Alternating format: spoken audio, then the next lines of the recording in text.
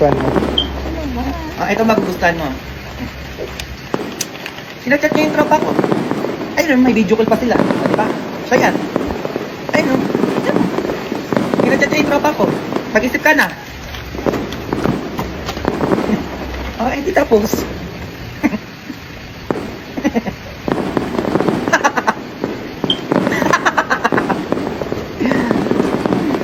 Junjun, mag-ayos ka. Bakit na naman, ma? Dalian mo, darating yung nina mo galing ibang bansa.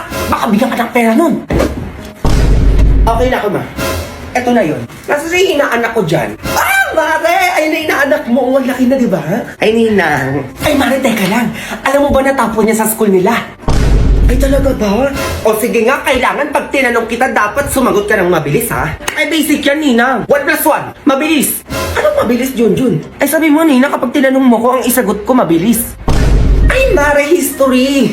Sa history ko magtanong. History, o sige. Sino pang bansang kamao? Pakito. Pakito, sino yun? Yun, maayos ka, sinasabi ko sa'yo. Ito. Anong pinakamurang bigas? AFK. Sino po ba tayo kay Lapu-Lapu? Ay, parang si Leslie yan. Kasi nang one-hit, delete na yan sa late game eh. Ano ba itong Mare pinagsasabi ng anak mo? Sige na nga, tama na. O sige, eto. May ampaw ka sa akin, teka. Thank you, Nay Mare. Nako, salamat ha. Abot mo muna sa akin. Baka kasi mawala na itong inaanak mo, mahirap na. Diba, Junjun? Ay, Mare, digital na ang pangas ko ngayon. Ewan ko na lang kung mawala pa to ni Junjun, ha? Digital. Paano yun? Ganito lang, Mare, oh. Click the send money, and then click send ang pao. Sa fixed amount ako para ako magdidesisyon kung magkano ibibigay ko sa inaanak ko. And syempre, magpapasko na dapat 1,000 sa nag-iisa kong inaanak. And then, ganun lang, be. Saka ko isa-send yung link para ma-receive na Junjun kung magkano yung pinamasko ko sa kanya. Go. O, ganun lang kadali, Mare, sa Shopee Pay ang pao, diba? O, ano ka na dyan, Junjun? Sabi ko sa'yo, eh. Ako bahala sa'yo. Yes! Ay, anak. Anong gusto mo? Gusto mo hilutin kita, anak? Sige, magsabi ka lang, nak. Gagawin ko para sa'yo. Be, yung plus ko! O bakit nangyari? Ngayon na tumakatwa. Be, pinusuhan niya yung DP ko. Hala, bakit daw? Hindi ko alam, be. Labi, baka may gusto sa'yo yun. Ay, ano yan? Sinong crush yan? Ay, mawala yun. Anong wala? Ano yun? Ay, yung crush niya po kasi, pinusuan po yung profile picture niya. Di ba, be? Oo, ma. Ay, mayaman ba yan? Ay, opo, tita, sobrang yaman nun. Kasi anak po yun ng mayor eh. Ayun, sakto, kailangan ko ng pera. Samahan niyo ako, dalaan niyo. Hala, be, anong gagawin ng nanay mo? Di ko alam. A few moments later. O, saan dyan? Sino yung pumuso ng DP mo dyan? Ayun, ma, oy, nakaupo. Eto. Hoy! Ay, Di ba ikaw yung anak ng mayor? opo, bakit po? Di ba pinusuan mo yung profile picture ng anak ko? Ano gagawin mo ngayon, ha? Panindigan mo yung puso-puso na yan. Ay, napindot ko lang po yun. Hala, be, pwede ba yun? Ay, hindi pwede yung napindot lang, ma, eh. Parang nagpa-first move ka nga, eh. Wag mo kaming inaano-ano, ha? Kung napindot niya lang yun, ma, dapat like lang. Yun, napusuan. O ano ibig sabihin, no? Gusto niya talaga yung profile ko, ma, pinusuan niya, sinadyaan niya. O, kita mo yun? Yung mga galawan mo, alam ko na yan. Halatang-halata na may gusto ka sa anak ko. O, sige na, pumapayag na ako na maging kayo. Ay, teka lang po. Naku, wag na puro kung ano-ano pa pinagsasabi mo. Pumapayag na ako, di ba? Napindot lang po talaga yun. Naku, manahimik ka na dyan.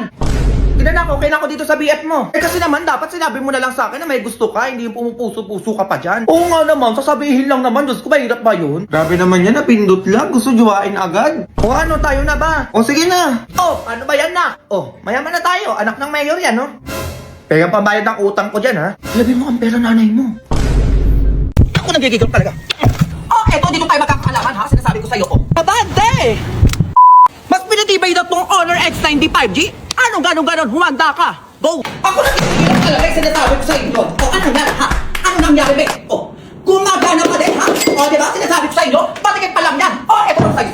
Pino! Ako nagigigil sa inyo. Ang palaya? Ang papalaya sa akin, sinasabi ko sa inyo. Ay, anong kamote?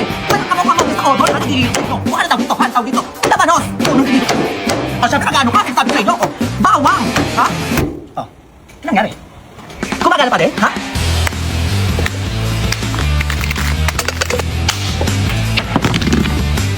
Ano nangyari? Ha? Ako nagigigil talaga eh. Diba? Kanya-kanya. Go!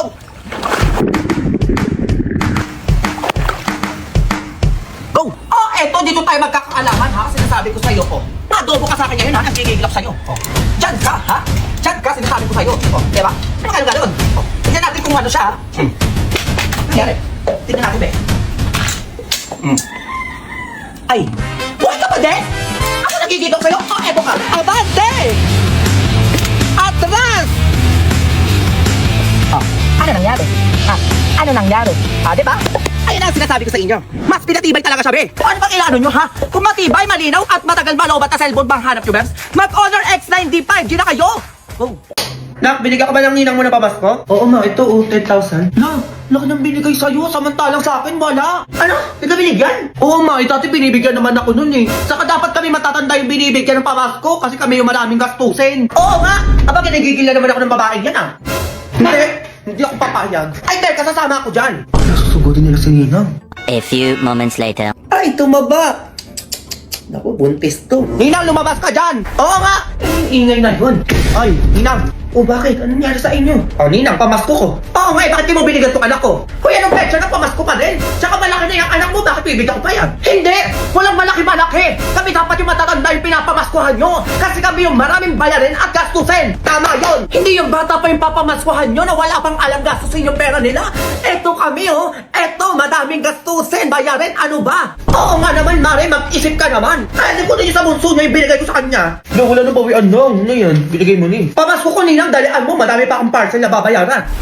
Dalian mo na nga, sinasabi ko sa'yo, bigyan mo na tong anak ko. Kung ayaw mo magkabaranggayan tayo dito. Grabe! Sa pilitan na yung pamasko ngayon, mapapabarangay ka ba pag di ka nagbigay? Eh ganun talaga! Eh pumayag ka pa maging ninang neto mga anak ko kung di mo lang ginawan pala papamaskuhan. O eto, 1,000. Lati, 1K lang. 10K na binigay sa akin eh. Ay ano yan bang bata? Hoy, matanda-tanda na to, dapat malaki-laki na yan dyan yung ibibigay mo. Oo nga naman, kahit mga 15,000 o 20,000 lang. Hoy, ano yan, Mara? Ikaw na nagdidesisyon? Ikaw na naman yung resyo? Sobrang OA nyo naman. OA! O, etong sa'yo barangay. O, eto na!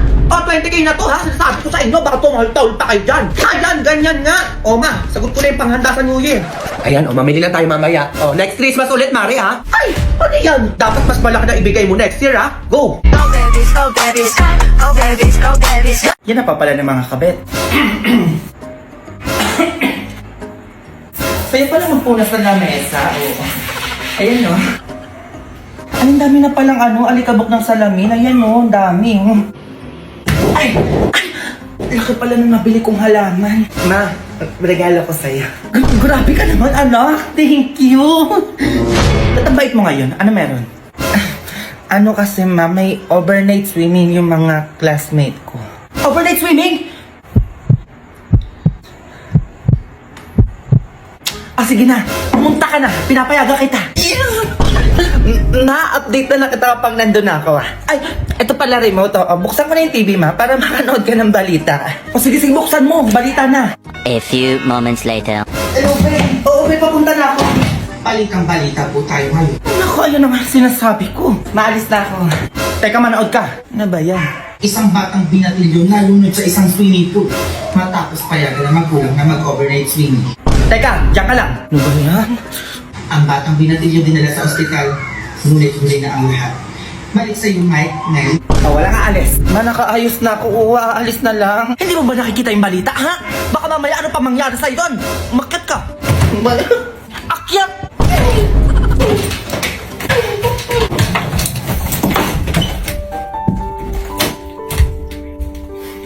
Lo, pwede na akong makakasama. Kayo na lang. Bakit mo ko iniwan? Huwag mo ko mamultuhin ha.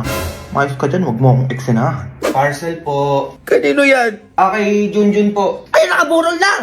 Sa pagbayarin mo yan! Puro kayo order! Akala nyo, ang yayaman nyo! Tumayo ka yan, Jujun! Bayaran mo yung parcel mo dito!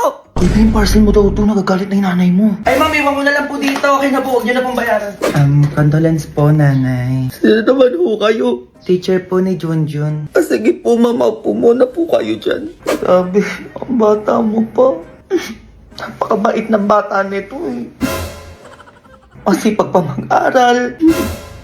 Hindi nakikipag-away kung kani-kanino. Magalang. At hindi malandi. Sabi mo pa sa akin, nagtapon ka sa Ma'am Yolanda mo. Tapon? Kaya nagpadala ko ng 10K sa'yo. Tapos iiwan mo lang din pala kami. Ay, teka. Ako yung Yolanda na teacher ni Junjun, oo. Sabi niya, tapuan daw siya. Ay, oo, ma'am. Sabi niya po sa akin. Ay, anak, tumayo ka dyan, oo. Magpaliwanag ka sa ninang mo na walang tapuan na Junjun na naganap. Ito ba yan ang utot pa ako? Ay, Mare, parang iba na yung amoy ng anak mo ah. Oo nga, Nay. Parang medyo mabaho na nga po to. Ito na nga, natawag na ako. Ay, ano, hala. Sir, Yes po. baka pwede na po nating ilibig yung binaburol ko dito. Ganun po ba? Pwede naman po, ma'am. Bakit po pala? Medyo may amoy na po yung anak ko. Mabaho na po eh. Sige po, ma'am. Punta na po kami. Ano ba yan? Ganun ba yung amoy ng patay? Umutot lang naman ako eh.